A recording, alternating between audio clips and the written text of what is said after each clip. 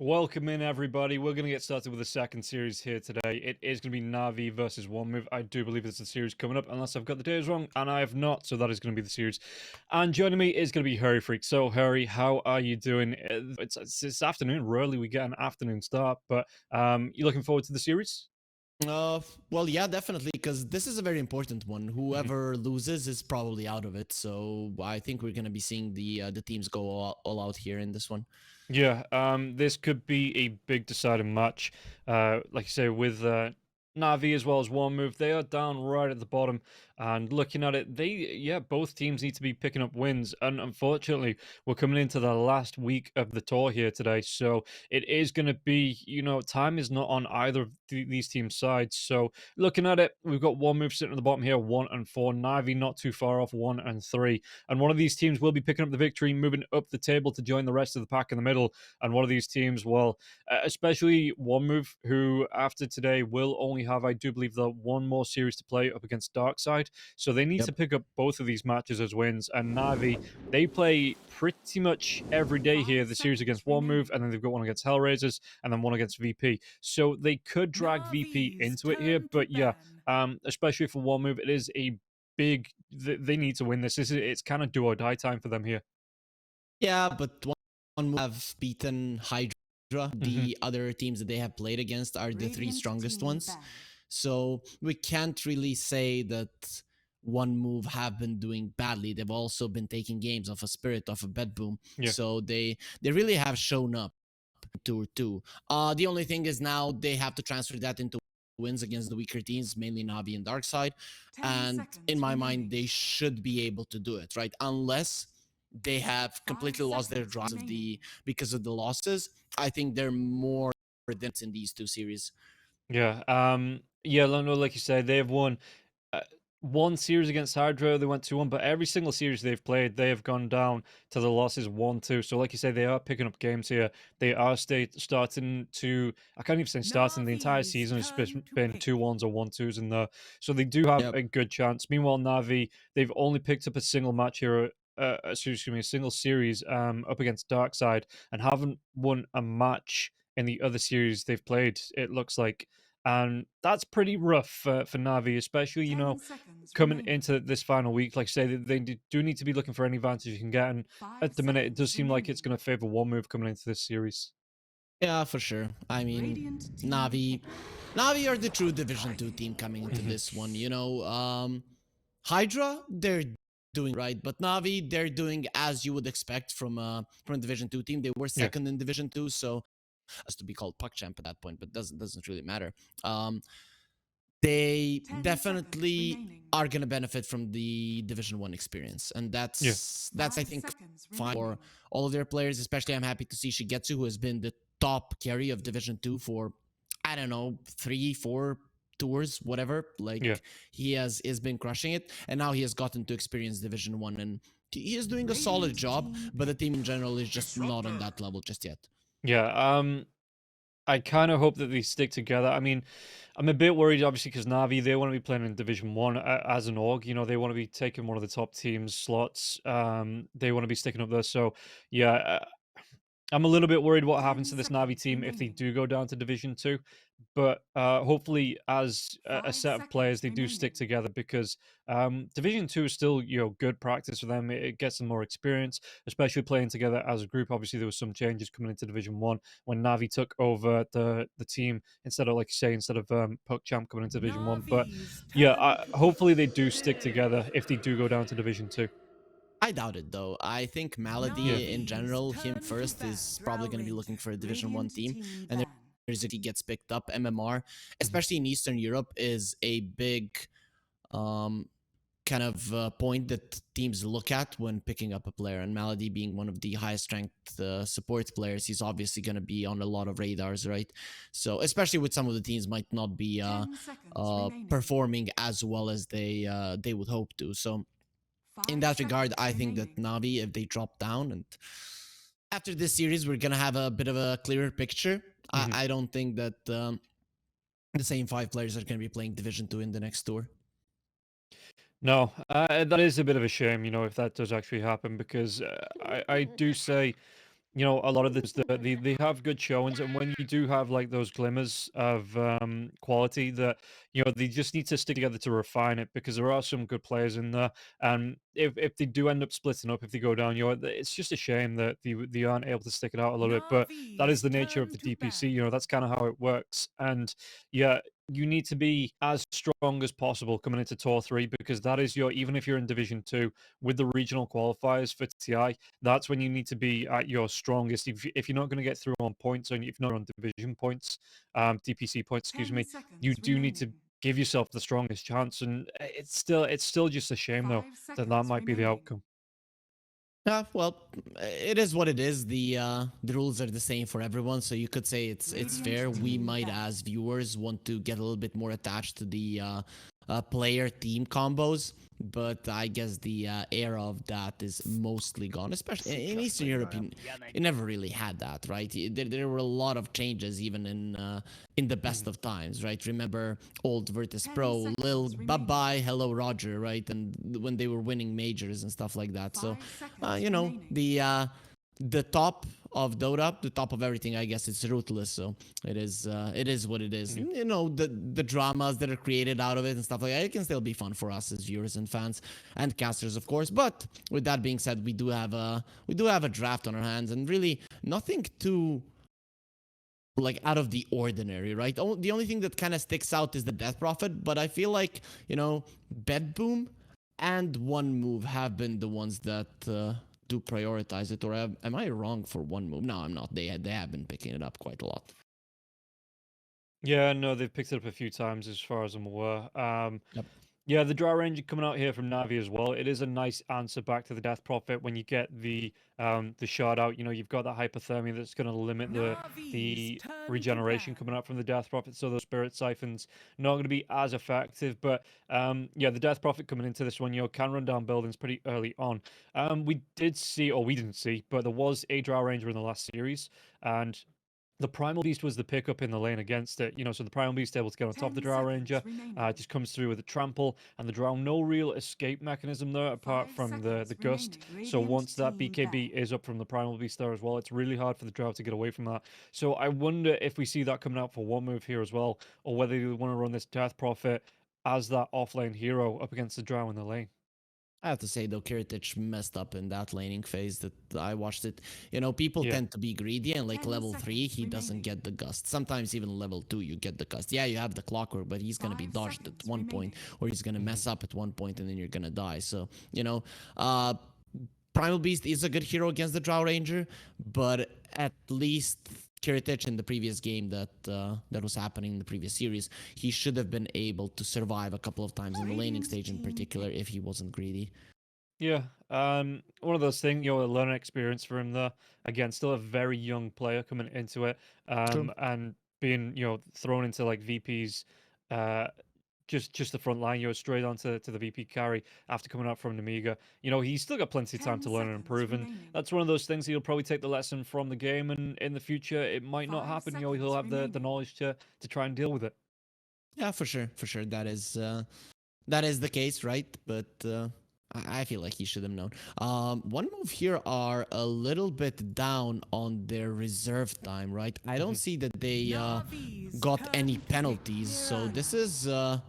this is quite surprising that they took so long with the bans. And to be honest, it is gonna hurt them now throughout the draft. Navi should be picking fast right now. They need to be Yeah. responding to this fast, and one move could get into panic mode. Yeah, no, you are right. Navi, they're kind of in the driver's seat 10 at the minute, like you seconds say, with that remaining. reserve time that they do have. They could think about. I mean, it looks like they are going to 5 take a little bit of seconds time to think remaining. about it and give one move that breathing room. Um, Navi's turn to pick. okay, it's going to be the Lycan that comes out for Navi. So yeah, we've not really talked about the draft, just little bits here and there, but the Undying Drow Ranger more than likely going to be the safe lane here for Navi, right? Because you know that Undying's kind of taken over the No tree and, doubt. and the Clockwork's role. Yeah, So literally no doubt about that one. I mean, we haven't seen anything other than a 5 Undying for a very long time, even though I'm a fan, was a fan of, Southeast Asia playing offlane carry Undying. It really hasn't survived through different metas, and Navi, they're gonna go with, basic heroes here, and I really like this, right? One move, they picked up the Mirana to deal with the Undying Tombstone, but Navi, I mean, look at them. Now they have some lockdown coming out from the Snapfire, they have some tower push, immense amounts of physical damage. Absolutely no way on the side of one move to protect anybody from the amount of physical damage that Navi are going to be bringing to the table. So this is scary for one move. yeah, and they come out with the Monkey King. So at least in the lane up against the Lycan, that should have a really good time. But coming into the mid to the late game, you're up against the Drow Ranger that can right click your way. Outside of the Wukong's command here, no real. I suppose you've got the Disruptor that can throw a 10 kinetic field, the seconds Static Storm remaining. that can help the Monkey King. But if you're one move here, how are you 5 feeling seconds remaining. with this? Monkey King coming into the mid late to late game here up against the Drow Ranger.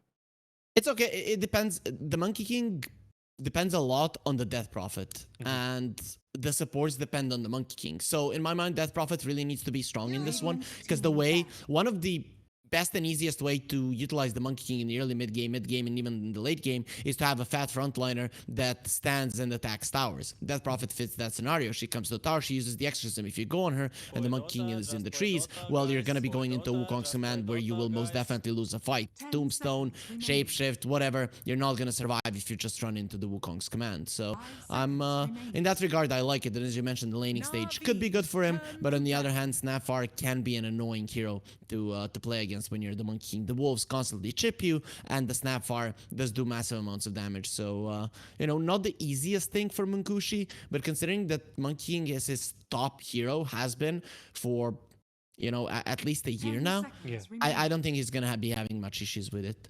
No, yeah, it's one of those heroes that, he 5 kind of knows seconds the ins and outs of, should be fairly confident in every matchup. And the side of Navi, so you are thinking it's going to be the Lycan Snapfire offlane, nothing like putting the Snapfire in the mid, anything like that. Are you looking, purely at this Lycan Snapfire off? I would not hate a Snapfire in the mid lane, but to be honest, then you would have to have a position forward that is just as good. Techies comes to mind as a harasser of the Monkey King, but that's about it, right?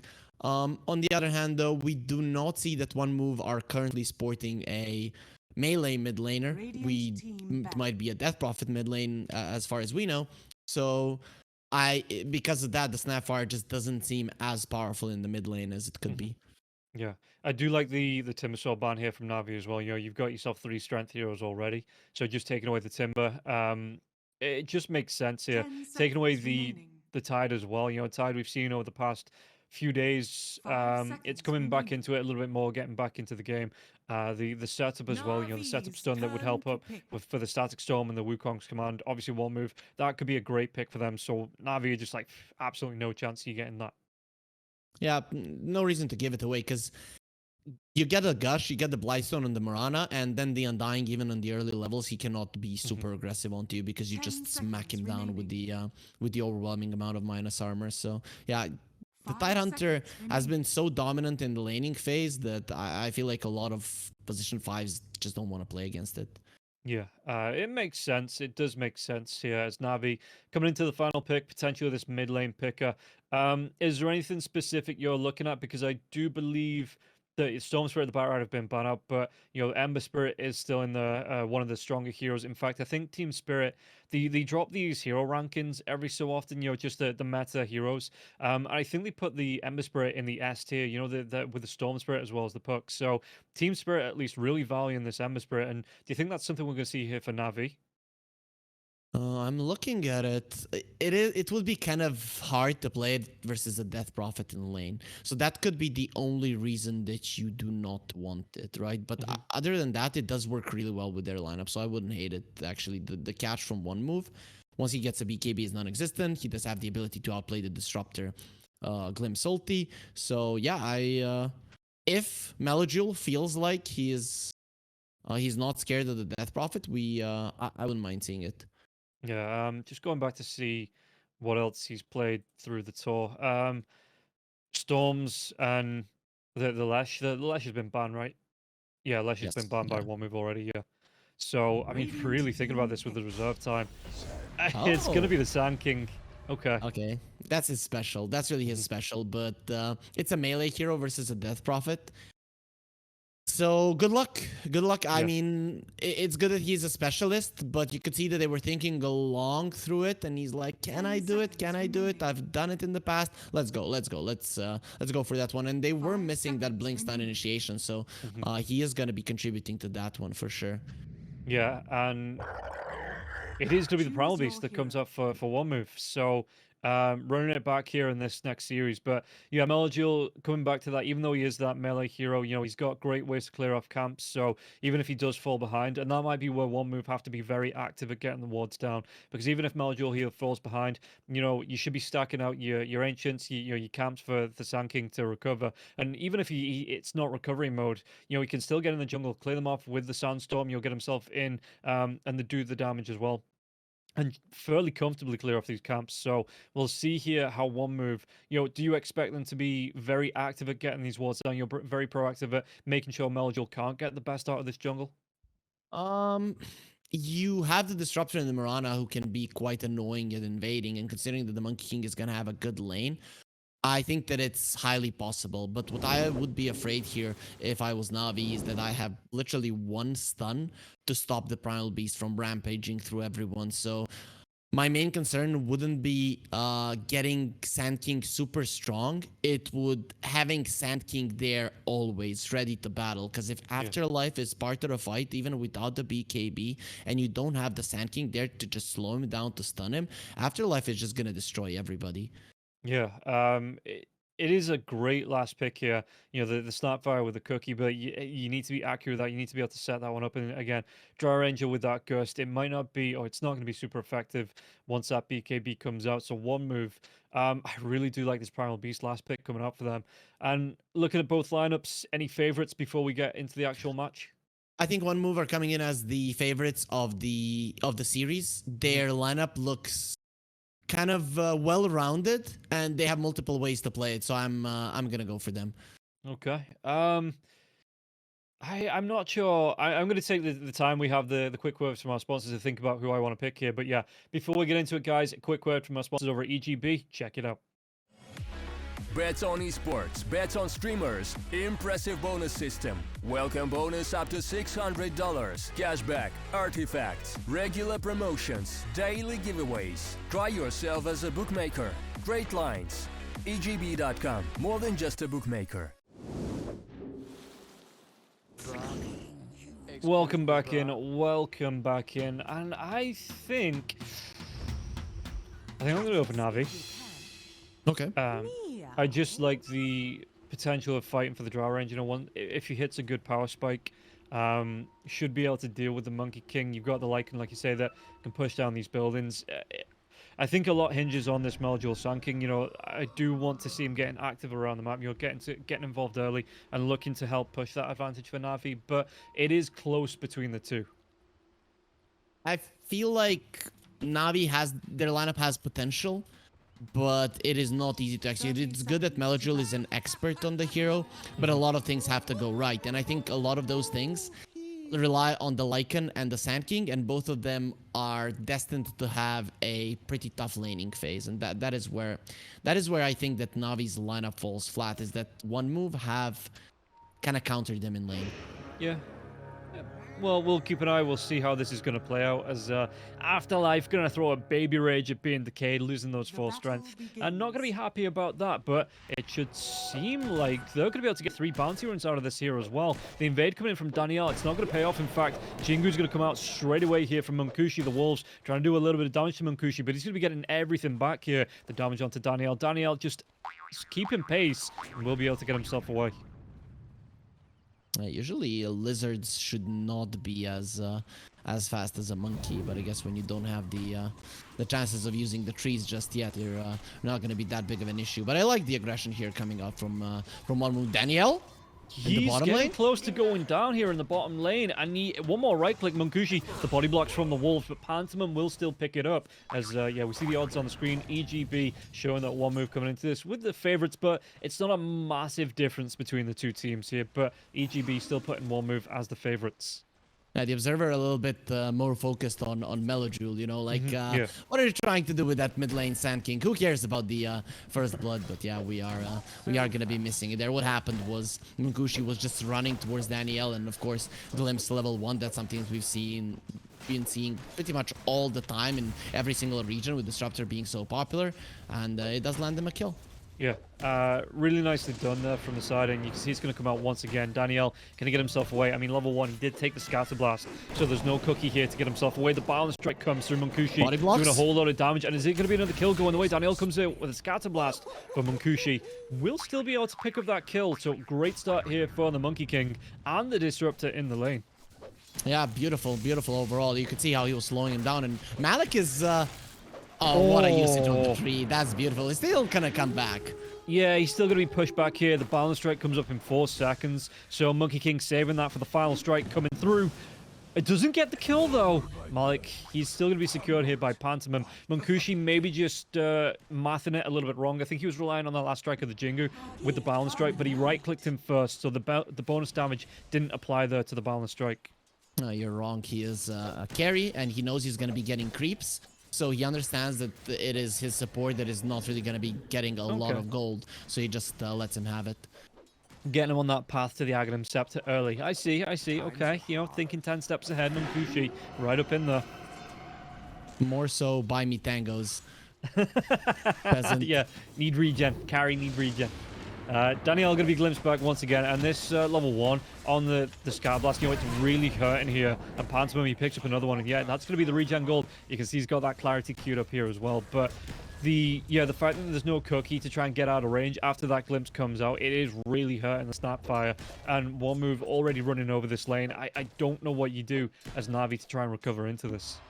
You send the wolves to pick up the wave. You don't send the Disruptor any longer. Sorry, the Snapfire any longer, because we all saw how that one ended up.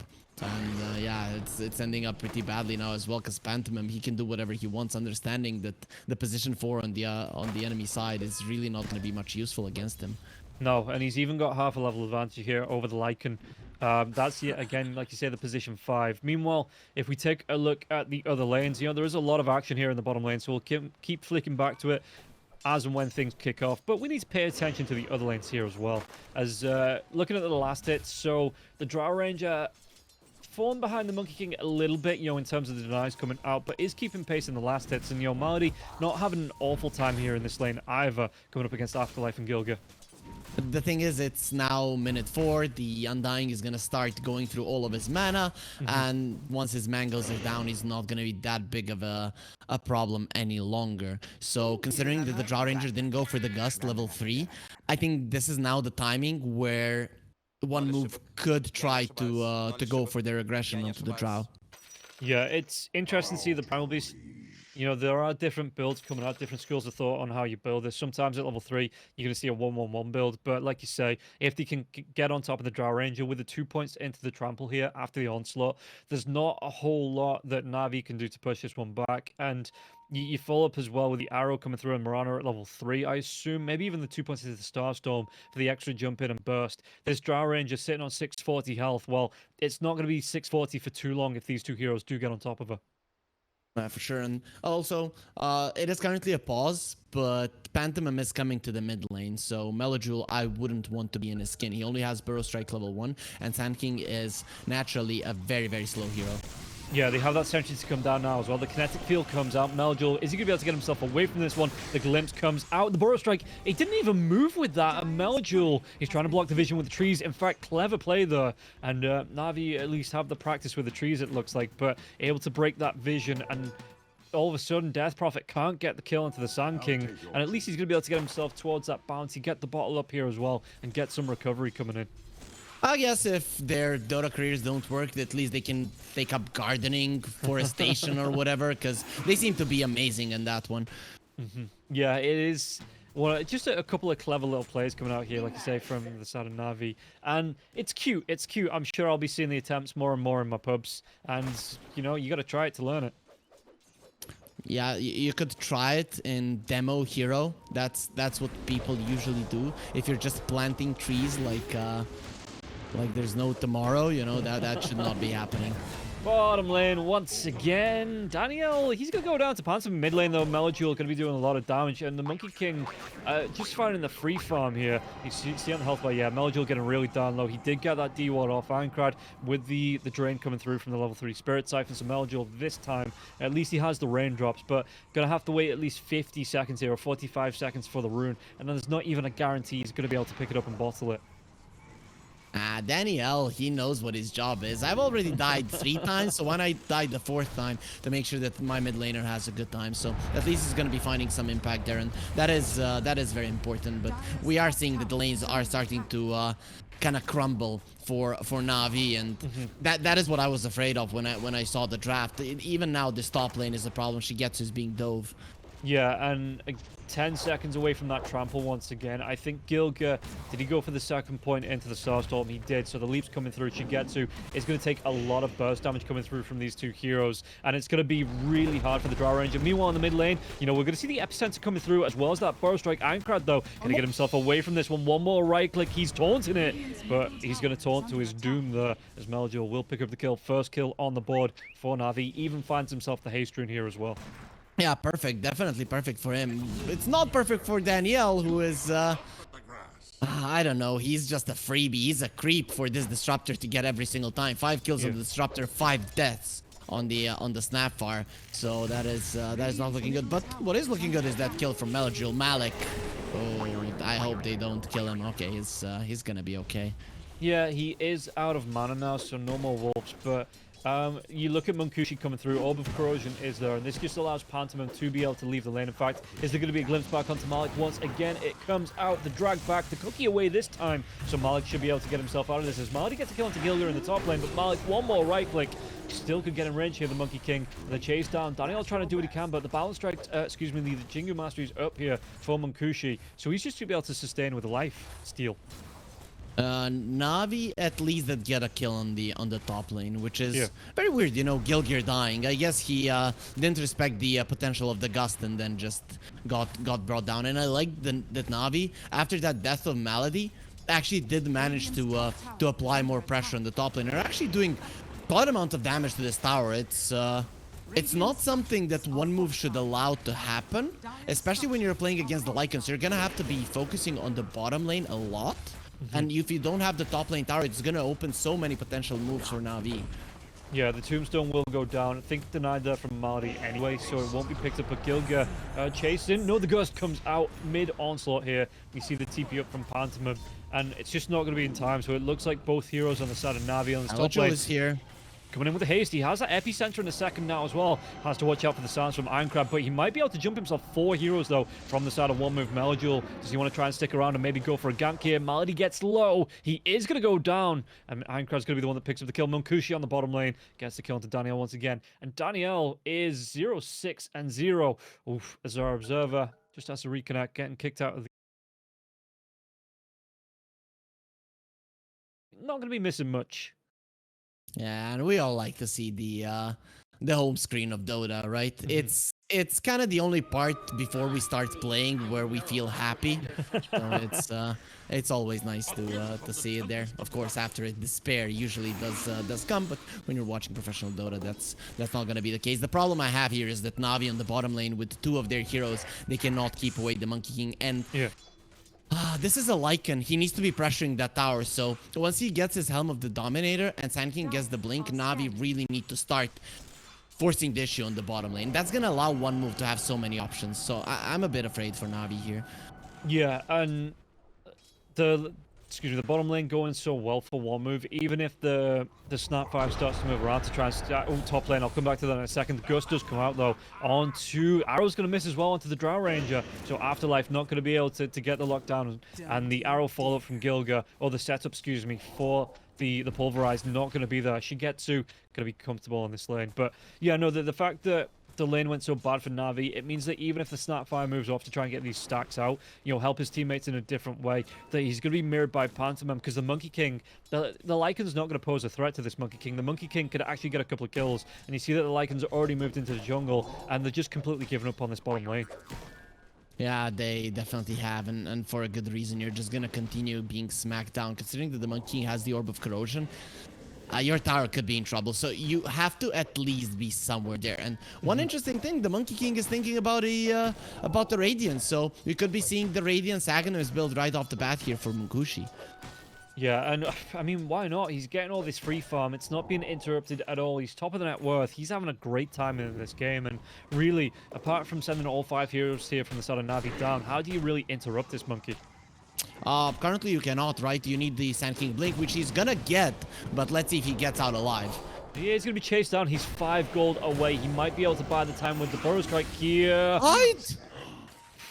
Ticks onto the gold. He had a half a second to buy that out and just couldn't get it. Just smash your freaking keyboard, you know? Oh man, Melojule. I mean, it's still not gonna be that big of a deal, but getting bonus kills with the glimpse always is gonna be a huge thing for the disruptor. Yeah, and this is just, it's an absolute walkover here by one move. Navi, there was some good ideas, I think, in this draft. You know, I liked the draft coming into it, but one move just absolutely taking control in this game. And look at this, even Pantomime bullying out the Lycan on the bottom lane. And now there's going to be the drag back. Malik going to get himself away from this one, anchored with a chase down. He's having to use the shapeshift defensively to go for that tactical retreat here, you know, to advance in the other direction, this Lycan. And what else can you do? Because one move, they're looking to take control over this entire map, it seems. And also, one good thing that One Move supports did, the Lycan units went for them. And they definitely would have killed the Disruptor at least, but they used the smoke. And with Lycan being nowhere in the vicinity to break it, well, the units can't do anything about it. So overall, Navi, they get almost nothing out of it. Yeah, and really, again, what can you do to get yourself back into this if you're on the side of Navi? I mean, your plan is the same. You need to go towards the bottom lane. The problem I see here is that Navi, they might even get scouted out by this ward in the triangle if they go for a smoke. That smoke needs to be swift. It needs to come out the second your Snapfire is level 6. And if it's scouted out and One Move can act on it accordingly, they, let's say, foil one of your plans to take the bottom tower, I feel like the game ends just there and then. So Navi have to be very careful of what they do. And Daniel, he will take down the ward. Okay, that's very important.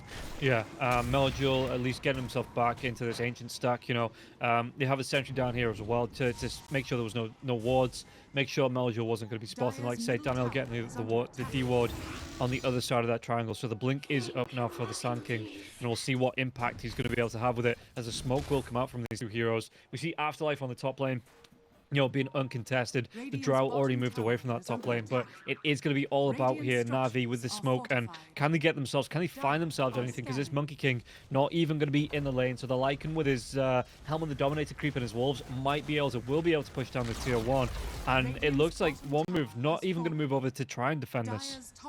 I think this is the right move, because you know that the only way that you're kind of giving this game back to your enemies is if you fight in places that they want to fight in. And the only place that Navi want to fight in is the bottom lane. Just to let them have it. We have such a good lead that if we just play passively till the end of the game, there's a good chance that we win. And Navi are going to be the ones forced to go super aggressively and potentially make mistakes. So One Move, they make a calculated decision. Whereas I think if it was a slightly better team, they would still go smoke towards the bottom lane, try to fight, see how it feels, feeling that they couldn't lose. But One Move, there's a lot on the line here. Yeah, no, this isn't the time and place for, I guess, call it heroics. You know, you play it sensibly, you get yourself in, you maybe potentially find a kill like this here onto the Drow Ranger, and you put yourself in a more comfortable position for the rest of this game. Yeah, for sure. Right. Just play the top part of the map where it's going to be easier. The bottom part of the map is going to be somewhat controlled by Malik, but considering that Navi don't have any vision there, he is not going to be taking more than just 2 camps. And if you're One Move, you're more than happy with it if you're killing the enemy carry in return. And Let's take a look. I mean, Afterlife pushing out this top lane, so he's having a great time as well. Item-wise, we've not really spoke about the Primal Beast items, but, you know, going towards, he's already got the drums, the phase boots come out as well. That BKB not going to be too far off here. Munkushi, he's, like you say, building towards that Radiance. Only about, so I keep forgetting they've changed the gold build-up on it, so he's only about 117 gold away from the Sacred Relic. And then that Talisman of Evasion, that's not going to be too far off here either. And yeah, just no contest onto the Monkey King, so he's going to be absolutely fine building up to this. I'm actually surprised one move are not putting a bit more emphasis here in the mid lane. I guess the idea is we don't have that BKB on the Primal Beast. But then it's weird, right? You bought the drums, you would assume that you want to just keep running forward. If you cannot defend your towers, that is a bummer then. So either way, we're gonna be seeing probably one move now. The way that they're playing tells me, guys, we are just gonna let them have everything they want on their biggest timing now with the Helm of the Dom, Helm of the Overlord, the Blink Dagger on the Sand King, and their level 6s. And then once we get our BKBs, once we get our items, that is when all of the chances for Navi end. So I think we're gonna be seeing a bit of a you know, cat and mouse game here with Navi wanting to catch something and one move just not giving it away. Yeah, Gilgo going to be able to get a D-Ward here now as well. We see the smoke coming out here from the side of Navi. Need to get the jump on. Can they close that gap? There's going to be the glimpse back now as well. And it looks, well, the Mortimer Kisses are going to start to rain down. But the Death Prophet was already away. The Primal Beast and the Disruptor also leaving. So not going to get anything out of this here, Navi. Well, yeah, but I was going to say, they push one move back from their own jungle. So it does create a little bit of space for them. Yeah, but they are in a place of the map that they don't want to fight in. They want to smoke there and get out. And yeah, well, they didn't get out fast enough. Yeah, Malady will go down. It's going to cost them the Undying's life. The glimpse back now as well. Going to be able to get another kill onto Danielle. The trample coming through. Munkushi with the damage. Only going to be about 500 gold away now from that Radiance for Munkushi. This is just a classic Dota game, right? The Dire side is controlling bottom lane, the Radiant side is controlling top lane. In those classic games, you have to understand that you're not staying there for long. If you're staying there for long, you're most definitely under enemy vision, and you're gonna be punished for it. So Navi, you know, overestimating themselves, to be honest. Do you think with this next exorcism here, as Maljol pushes out the top lane, are you looking to, once that Monkey King has the Radiance up, get yourself into the Roche pit? Or is it, you know, do you want to be running at the heroes, you know, at the side of Navi with this exorcism and the Monkey King Radiance? I feel like you get the BKB on the Primal Beast and then you walk into the pit. I think that's the right move. Well, we are going to be seeing the Moonlight Shadow coming out, connecting onto the Undying with this arrow once again. Cookie for the stun. The Exorcism will be used. Glimpse back now as well. Danielle going to be chased out. Scatterblast for the slowdown. Danielle going to get himself away from this one. Was that follow-up? Any leaps, any gap closes. Aincrad doesn't even need it. Throws out the Crypt Swarm and gets the kill. The Death Prophet is such a fast hero when you use the Exorcism that there's no running away from that one. And he's thinking about doing some damage to the Roche. I don't think this is necessary. One move. They're like, let's just get this over with. But yeah, to be honest, they would be fine just continuing to farm. There's really nothing Navi would be able to do with it. And with the next exorcism, you could get it more safely. But it seems like this is gonna be safe enough. Yeah, nope, backlines. actually it's not. The kill comes out onto the Mirana here, and it's going to be the pickup from, well, grouping up Maljol as well, Shigetsu to get themselves that kill. And Munkushi, the rest of one move, going to be not forced, but they're going to be careful around this Roche pit now, as it looks like Navi, they're going to take this opening, and they're going to run with it right into the pit. Yep, that's a Roche. That's a Roche from Navi, and yep, this is what greed can get you sometimes. Oh, guys, we can kill the Roche with 1/5 of an exorcism running. No, you're not gonna do it. Just get the hell away, prepare yourself, and have all of your 5 heroes to be able to protect the pit. So at least Navi has to commit a little bit more, and you can maybe get a kill after it. But overall, the Roche doesn't change much for Navi, right? Shigetsu is gonna be able to farm a little bit safer, but they are still gonna be significantly weaker now that Afterlife has his BKB. Yeah, and how much do one move need to respect this Aegis as well? You know, fighting into it, do they still feel comfortable in this driving this game forward, or do they have to kind of back away for the next 5 minutes and wait for this Aegis to expire?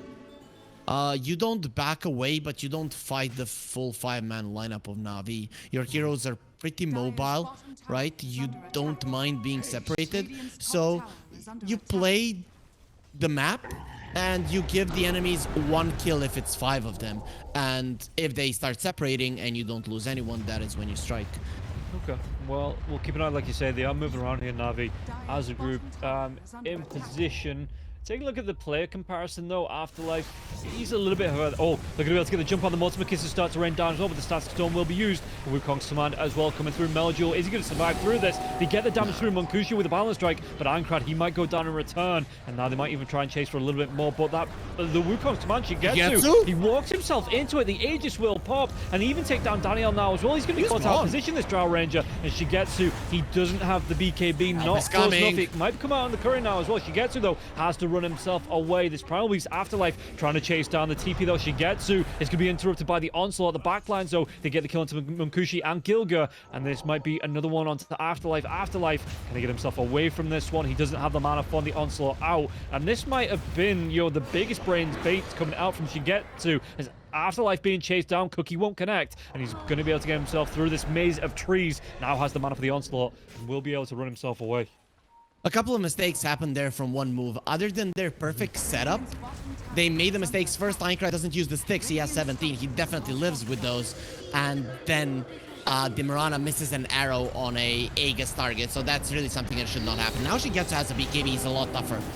It literally comes out, and he's able to use it as the onslaught was about to connect there from Afterlife.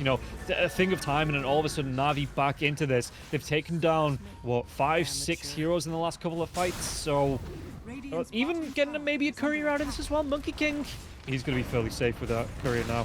But they are going to lose a tier 2, so that was a great fight for them to take, grouped up, and even though it cost them a couple of buybacks, they were able to take the fight against one move and a tier 2 tower as well. Navi are back. They're definitely back into this game, and I'm a big proponent of that movement on the map is much more important than, micro usage of your skills. But one move, they just screwed up way too much of the spells and items that are easy to pop out. As I mentioned, the sticks, then the arrow onto a target that is gonna get back to life in 5 seconds, like Gil here. He very rarely does that, but there has to be some communication issues in terms of people screaming and stuff like that. So one move, they made mistakes that now allowed Navi to come back into it, and the BKB coming at the perfect timing, all of the stars aligning for Navi at the right time. Yeah, and all of a sudden, they close that net worth gap. You can see the odds as well. Well, right after that fight, but EGB putting the odds 9-1 here on Navi. One move, still looking like the EGB favorites in this game by a big factor between the two teams. So we'll see how this is going to play out. But yeah, Navi showing they're not down and out of the game number 1 just yet. A good couple of great fights, even turning it into objectives there as well. Dota Plus wouldn't agree, given that Dota Plus is at 65% for Navi and 35 for one move. So, Navi, they're looking good. I talked about it. Their biggest problem was the laning stage, and I thought they're never going to get the chance to play this game properly. But with a couple of mistakes, suddenly you're in a position like you were playing it properly up until now, and looking towards the later portions of the game, it's not going to be easy for one move, especially with the Radiance on the Monkey King. He's not going to scale as much as he would with a Battle Fury. Yeah, it gets a little bit harder for him here. Do you expect, you were talking about the Aghanim Scepter to come out, it looks like he wants to go towards a BKB here.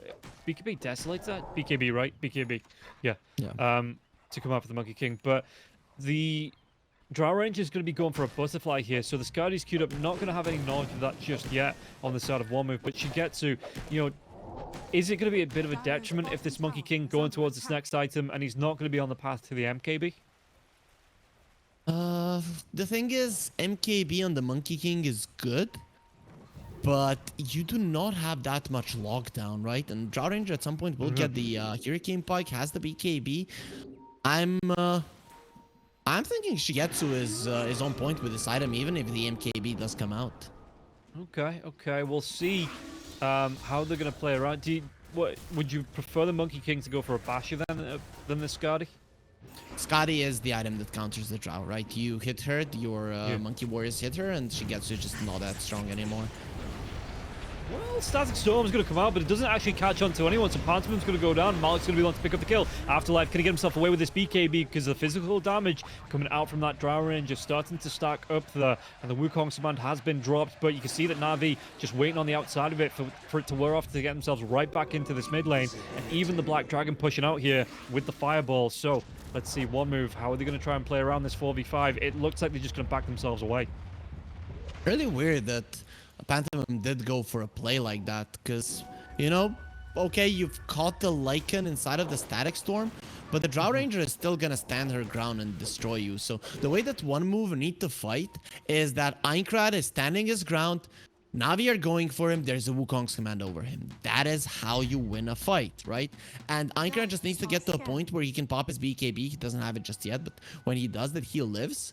And that is how you win a fight inside of the Wukong's command. The damage output is going to be quite high. If you're running in with this one move lineup, that's not good. You are going to die.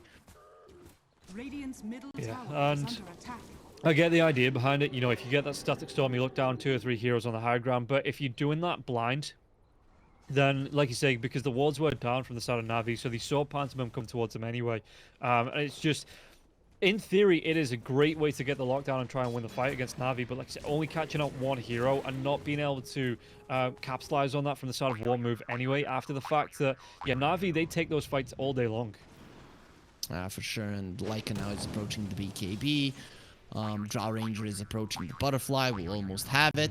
This Disruptor that is 5, 1, and 10.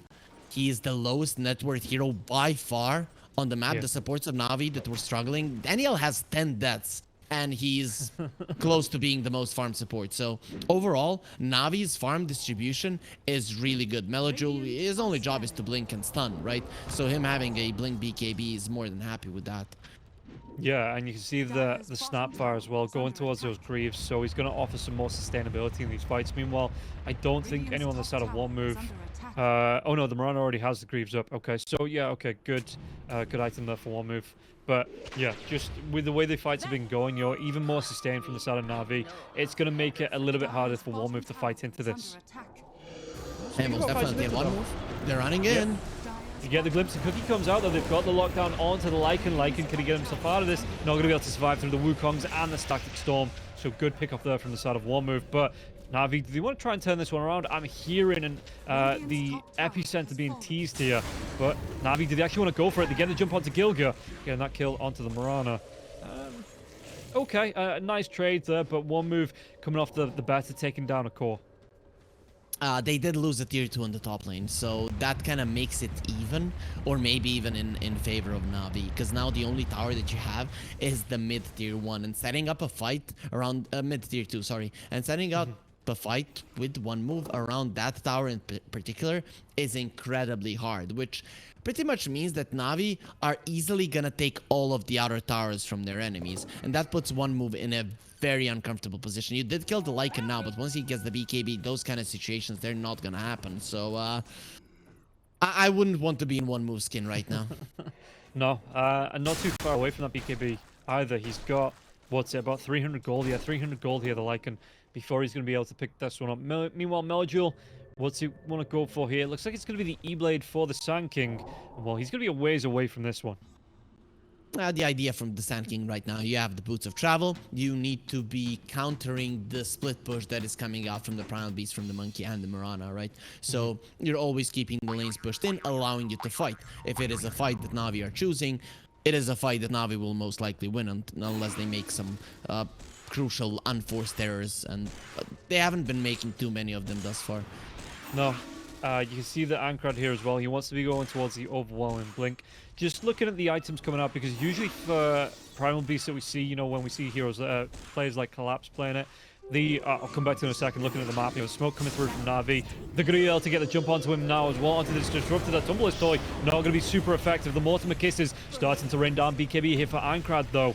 And what else can he find from this? It looks like with this Moonlight Shadow, the side of one move will be able to get themselves away. They'll escape, but still very small commit coming out from Na'Vi.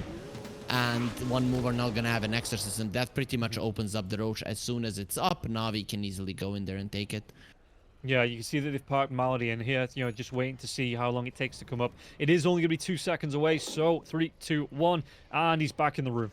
Or the pit, I guess you'd call it. But yeah, how do one move then try and contest into the arrow's going to fly through, connects onto the Roshan itself. So one move doing a bit of a favor here for Na'Vi. And look at how quickly it's going to go down here as well. I don't know if one move's going to be able to get into the pit. There's going to be a really nice burrow strike now as well into Gilga. So Gilga, well, with his pulverize, can they do the damage? He take down Meljul, but Meljul, he has that buyback if he wants it. Yeah, and will be going the Aegis. Yeah, look at how quickly bursting down through Gilga. And Gilga's going to go down. Malik gets the kill, chasing on to Munkushi, but there will be a kinetic field. So it stops that gank in its tracks.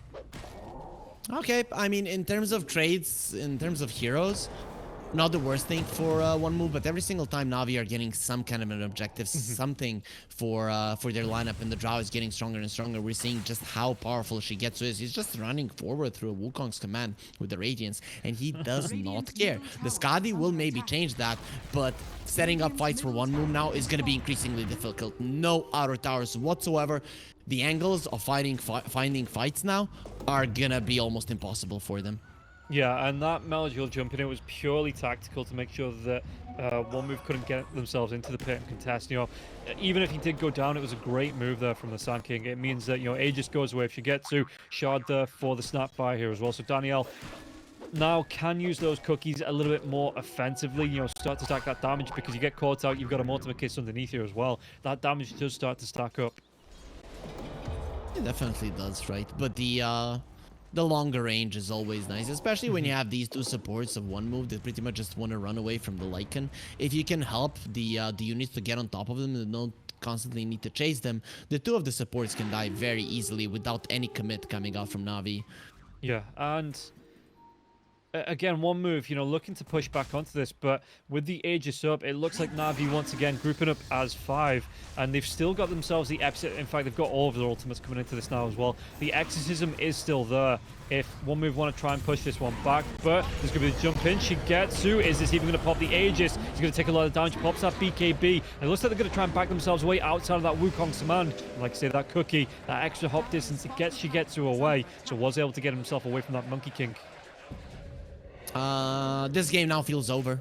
It really does feel over. You're not gonna have the exorcism, you're not gonna have the Wukong's command, and this is just the way that one move, the second they lost their momentum, their lineup just doesn't fight too well, because we talked about it. Your lineup relies on the Death Prophet standing her ground. Aincrad cannot stand his ground. He has nowhere to stand his ground at. And suddenly you have to go for these pseudo initiation plays or something, and it just doesn't work out. So the second that the Drow didn't die there, now this is going to be an easy lane of racks for Na'Vi.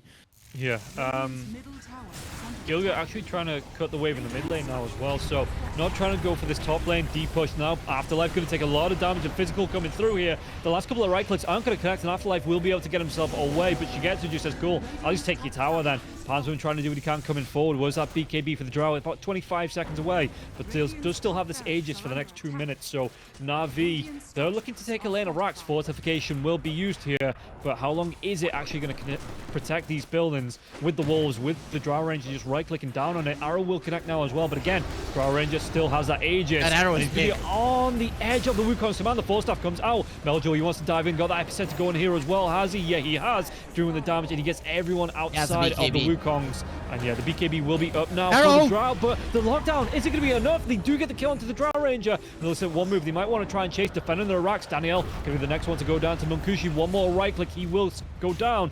Now the Lycan being caught up by 2, 4, 5 grouping up around him. Maliki uses this BKB. He's got the shapeshift. Looking to try and do the damage onto Phantom now as well, underneath the sentry. But can he get the runaway from this? That BKB will be wearing off, and the shapeshift not soon to follow. Oh, nice one there. The arrows of Gilgir saving the day. First, it's bound to strike into an arrow. They kill him once. And then, once they've killed him once, the arrow does connect. A night and day difference to what we saw happen on the bottom lane, where one move had their lead. I still think one move are in a bad spot, but saving their axes there on the back of beautiful mechanical plays keeps them in the game. Yeah, and all of a sudden now, with 3 heroes down on the side of Navi, you can see that one move starting to make a beeline to these objectives. Afterlife on the tier 2 tower mid, maybe looking to catch out anyone that comes to defend it. You've got Monkey King in the dire jungle trying to find what farm he can to build up. He's not going to be too far away from that MKB. That will be coming out in about 100 gold. And meanwhile, that's going on. Ironcrad trying to push the lane out on the bottom, get him towards that Shiva's guard, it looks like.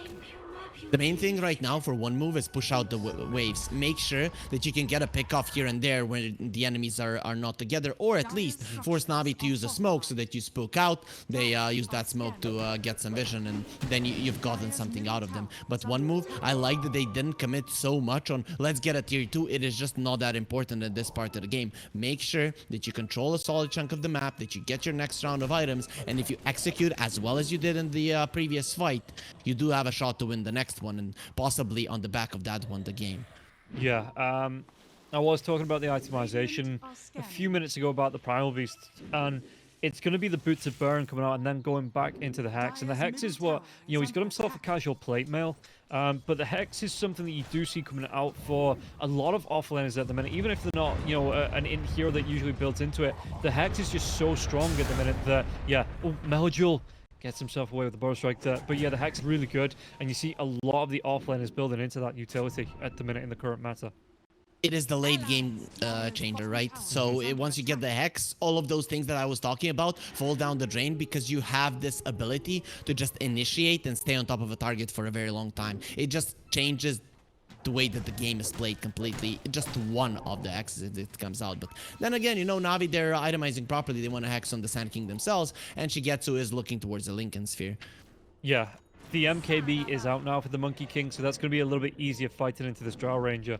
We'll see how much impact it's going to have Afterlife. The BKB's back up now for the Death Prophet as well. So are they going to be able to make the jump? Do they have the vision? I think they just saw, the outside of it. Are they going to be able to get the jump onto the Drow Ranger? Do they have enough to finish the job? They do. He's got no buyback here, Shigetsu. And now Danielle's going to be the next one chased down. Monkey King wants to go for Malady now as well. Danielle's going to go down on the back lines. And can they get the kill this time? Again onto the Lycan. Caught out in that kinetic field. The static storm comes through as well. He's already used the BKB to drag back Malik. He just has to stand and take it. The trample damage. Afterlife will be able to get the kill. Yeah, you have a cage. Dogs do not run from those easily, and I'm actually surprised Navi got caught off guard by that one.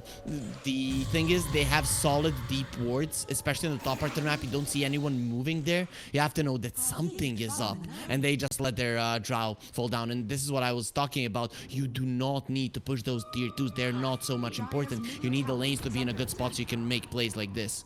Yeah, Gilgir will be able to push out that tier 2 tower in the mid lane, but Meljul, Munkushi, going to get himself away from this one. 5 seconds away. Munkushi might try and chase with the backup of the Death Prophet, but it looks like they're just going to let Meljul go here. He misread that one. He thought that he escaped to the top right part, but he went down south. So it's gonna allow Meljul to get away. And considering you're a Monkey King with the Radiance, you just stand inside of the Sandstorm, and he's never gonna be able to blink, at least not without using his BKB. Yeah, and like you say, he wasn't able to chase down in the right direction. So looking at this now, one move, they've got a comfortable position in the dire jungle. They're going to see Roshan at least the next 5 seconds here, taking this outpost out. Do they want to protect this area of the map, or do they still have to be responding to where Navi are going to be moving? You protect it because Roche, it's away. Instant Roche. Yeah. I didn't even see a second, so it's instant 8-minute Roche coming out here, and that is the main objective right now. That is where the game kind of gets won or lost right now for both of the teams. Let's see the buybacks. Well, Navi a little bit better there, but the ones controlling the outpost are one move. Yeah, and I suppose it's not like you've got any racks pushed in on the side of one move, so the lanes, apart from when the Howl comes out here from the Lycan, the lanes should still be alright in terms of you're not going to lose anything. You're not going to lose any tier 4s. It's not pushing into your engine, anything like that. But we'll see here how Navi, they're going to go about fighting this into it as the arrow connects onto the Undying. That's going to be a max level stun as well. So Undying taken out of that for 5 seconds. But it looks like one move, playing it safe, just backing themselves away. One move went through the worst, and now they're just one level away from a level 25 Wukong's command. And that is pretty much, you know, the time where Navi, they cannot fight in a very, very big area if the Monkey King is alive. He's gotten to that point where his damage output is so high that you just cannot stay inside of the Wukong's command. It is not possible for the Drow to run through the Wukong's command any longer. So I think one move, just like they shouldn't have forced the first Roche, right? They shouldn't force this one. Just take it easy, get your timings, and once you do, that is where Navi are gonna be feeling a lot weaker than they do now. Yeah, and we'll see the bottom lane will push out a little bit. That creep wave is starting to stack up, but for the most part, the top lane's being pushed back. You see that this is where one move want to try and defend on the map between the, just past the river of the Radiant side of the map here in this dire part of the jungle. So we'll see. I mean, Na'Vi, they're backing themselves away. This might be a little opening to find a kill here, as it looks like, yeah, one move, they're drawing the battle lines. They say we want to be going towards the top lane, maybe getting the catch out onto Shigetsu. They're not backing up. They're just staying a little bit more between their ward and the mid lane rather than closer to the outpost, because that's a little bit more dangerous. So they understand that positioning is more important than a couple of waves, and they understand the bottom lane is pushing in. So once one move tries to deal with that, that is when you strike. Oh, but we see the TP coming back from Ironcrad now, as well as Afterlife. So Na'Vi grouped up as 5. Are they going to try and take advantage of this? Because he would have been seen on the map, these two heroes pushing out the lane. And all of a sudden, Na'Vi, they have a little bit of an advantage coming into this. But it looks like one move not going to be separated for too long, as they do come back and group back up. The Hex out now for the Primal Beast as well. There is a Hex for the Primal Beast, there's a Hex on Melojule, but the biggest one is the Aghanim Scepter and the Disruptor, right? We saw Pantomime in some situations where he would just go and use his ulti. Right now, if you do it, that hero is just gone. Yeah, straight away, and the Moonlight Shadow will be coming through now as well. Ironcrad Going in. The blink in, the Shivas comes out, Exorcism will be there now as well. Ironcrad with the BKB, the chase down onto the Drow Ranger. Drow not able to get that BKB off, and they've got the lockdown now. The BKB comes up to Shigetsu, but he's going to lose so much health. Look at that Wukong's command. It takes up the entire bloody screen, and Munkushi just going to be able to get the chase on Malik. The glimpse comes back onto the Lycan, and they take down all 5 heroes. Munkushi coming through with that ultra kill, and this is going to be again, Na'Vi missing 5, the cause. No buyback here. They don't even need to go into the pit. They're just going to be able to push out these lanes on the side of one move.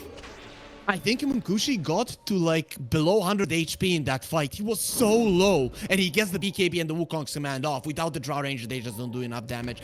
If Na'Vi had the presence of mind, if the Drow had the presence of mind to turn around there and attack the Monkey King rather than running away, maybe this fight goes differently. But, you know, you're in panic mode. You're not just gonna stop and try attacking. But the second that the Wukong's command comes out and he gets his Jingu stacks, that is when the fight is completely over with for Na'Vi and possibly the entirety of the game. Yeah, and free racks here for one move, moving themselves in uncontested because everybody on the side of Na'Vi was still dead. So the tier 3 in the mid lane, the racks in the mid lane going to go down. And at this point, one move, no, there's no buybacks available, because if there was, they would have already bought back into this. And it's going to cost them 2 lanes of racks here. Na'Vi can't, you know, get anything from this because they need to defend the lanes now. And this just means one move, if they want to, can back themselves out. They've got that time, that distance between the two teams that they can move into the Roche pit and maybe look for a free Roche as well. They didn't pop any of their buybacks. That shows me that Na'Vi want to fight. They're not giving away this Roche. They understand they can't do it. So I'm pretty confident that they're going to be coming over. Melojule, Malik, and Shigetsu all don't have buybacks. It's only on the support. On the 2 supports that the buybacks are available. Apart from that, the gold difference, it's way too much. They don't have them available. Well, it is what it is, and Na'Vi, they're so, you know, they know they have to go for this fast, so it's probably not going to work out too well.